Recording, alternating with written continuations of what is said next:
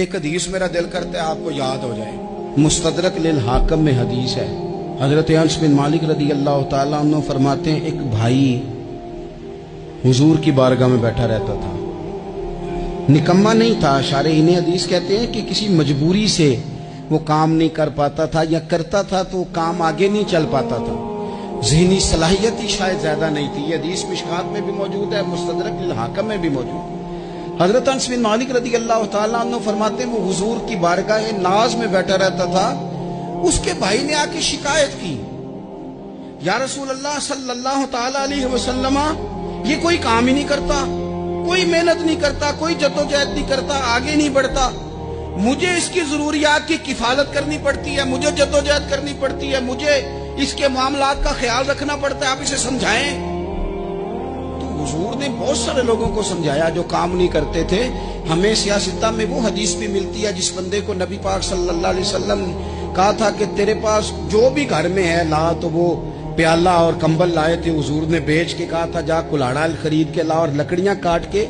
تو بیچ کے اپنا اور اپنے گھر والوں کا پیٹ پال۔ یہ ساری باتیں اپنی جگہ پر یہاں نبی پاک نے ایک روحانی مسئلے کا حل بھی بتایا۔ اللہ کے محبوب علیہ السلام سے عرض کی حضور یہ یہیں بیٹھا رہتا ہے اور سارے ہی کام مجھے کرنے پڑتے ہیں۔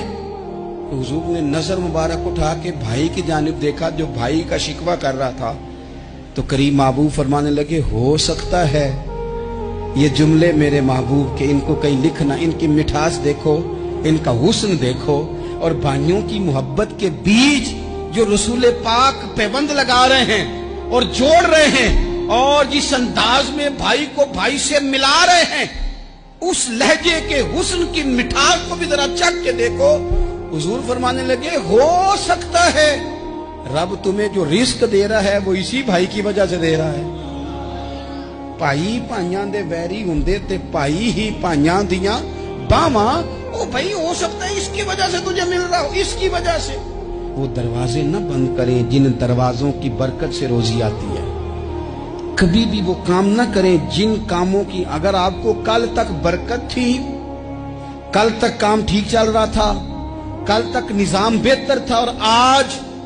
آپ کو محسوس ہوتا ہے کہ کہیں کمزوری آ گئی ہے، کہیں حالات اس طرح کے نہیں رہے، تو پھر آپ غور کریں کہ یہ ایسا تو نہیں کسی غریب کا آپ کے گھر سے رزق جاتا تھا اور آپ نے بند کر دیا، کسی کی مدد ہوتی تھی آپ نے بند کر دی، کسی کے ساتھ شفقت ہوتی تھی آپ نے بند کر دی، کوئی شخص آپ کی وجہ سے تسلی میں تھا اور پھر آپ نے اسے تکلیف میں ڈال دیا۔ اللہ کے محبوب نے فرمایا تمہارے کمزوروں کی وجہ سے تمہیں رزق دیا جاتا ہے، تمہارے ضعیفوں کی وجہ سے تمہیں رزق دیا جاتا ہے۔ تم نے تو ایک بندہ یہ کہہ کے نکال دیا کہ جا تیری تنخواہ میں نہیں دے سکتا، لیکن کیا پتا کہ اس کی تنخواہ کی وجہ سے ہی باقی سارا کچھ بھی آتا ہو، کیا پتا کہ اسی کے سبب سے اللہ انعام فرماتا ہو۔ لہذا ان روحانی مسائل کا بھی تھوڑا سا خیال کریں۔